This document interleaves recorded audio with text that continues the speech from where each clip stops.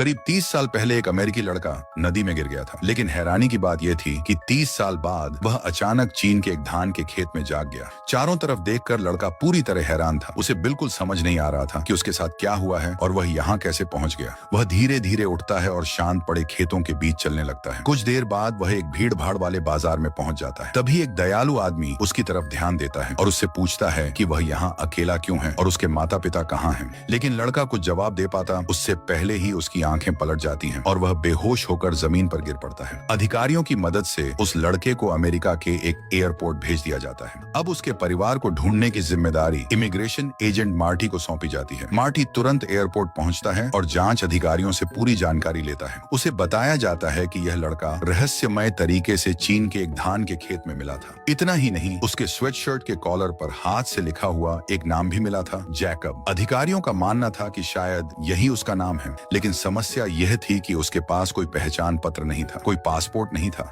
पिछले 1 साल के किसी सफर का कोई रिकॉर्ड नहीं था। यहाँ तक कि गुमशुदा लोगों के डेटाबेस में भी उसकी फोटो या नाम से मिलता जुलता कोई रिकॉर्ड नहीं मिला। ऐसा लग रहा था जैसे वह लड़का अचानक हवा से प्रकट हो गया हो। किसी को नहीं पता था कि वह कौन है और यहाँ कैसे पहुंचा। वह बुरी तरह सदमे में दिखाई दे रहा था। उससे चाहे जो भी सवाल पूछा जाता, वह एक शब्द भी नहीं बोलता था। ये सब सुनकर मार्टी खुद भी उलझन में पड़ जाता है। वह लड़के से मिलने जाता है और उसे जैकब कहकर पुकारता है। लड़का हल्का सा सिर घुमाता है। अब यह साफ हो जाता है कि उसका नाम सच में जैकब ही है, लेकिन जांच अधिकारियों की बात सही साबित होती है। जैकब फिर भी कुछ नहीं बोलता। मार्टी उससे कितने भी सवाल पूछे, वह पूरी तरह चुप रहता है। लड़के का भरोसा जीतने और उसे कुछ जानकारी निकालने के लिए मार्टी उसे एक बर्गर रेस्टोरेंट ले जाता है। वह उसके लिए बर्गर और फ्रेंच फ्राइज खरीदता है, फिर उसे अपने फोन पर गेम खेलने भी देता है और आखिरकार उसकी यह तरकीब काम कर जाती है। जैकब फोन पर कुछ शब्द टाइप करता है और स्क्रीन मार्टी को दिखाता है। उस पर लिखा होता है आर्केडिया। मार्टी तुरंत पूछता है, आर्केडिया मैं सॉरी, क्या तुम वहीं से हो? जैकब सिर हिलाकर हाँ कह देता है। यह सुनते ही मार्टी तुरंत आर्केडिया पुलिस स्टेशन फोन करता है, लेकिन वहां से उसे बताया जाता है कि इस मामले में पहले भी कोई पूछताछ कर चुका है। उनके रिकॉर्ड में जैकब नाम का कोई गुमशुदा लड़का दर्ज नहीं है। मार्टी और ज्यादा जानकारी लेना चाहता है, लेकिन सामने वाले लोग फोन काट देते हैं। अब मार्टी के मन में एक नया सवाल उठता है, क्या जैकब उससे झूठ बोल रहा है? बर्गर रेस्टोरेंट से निकलने के बाद मार्टी एक बच्चों के आश्रय गृह को फोन करता है। उसका इरादा जैकब को वहां छोड़ने का था, लेकिन किसी वजह से उसका मन नहीं मानता। फोन उठने का इंतजार करते हुए वो जैकब से पूछता है, क्या तुम्हारा कोई घर है? क्या कोई तुम्हारी देखभाल करेगा? उसी समय फोन कनेक्ट हो जाता है। मार्टी कॉल उठा लेता है, लेकिन कुछ पल सोचने के बाद वह फोन काट देता है। फिर वह गहरी सांस लेकर जैकब से पूछता है, अगर मैं तुम्हें आर्केडिया ले चलूं तो क्या तुम मुझे अपना घर दिखा सकते हो? जैकब तुरंत हामी भर देता है। इसके बाद दोनों कार में बैठकर आर्केडिया के एक छोटे से कस्बे की तरफ निकल पड़ते हैं। कुछ समय बाद वे एक घर के सामने पहुंचते हैं। घर के बाहर लगे मेल बॉक्स पर लैंगस्टन नाम लिखा होता है। मार्टी जैकब की तरफ देखता है।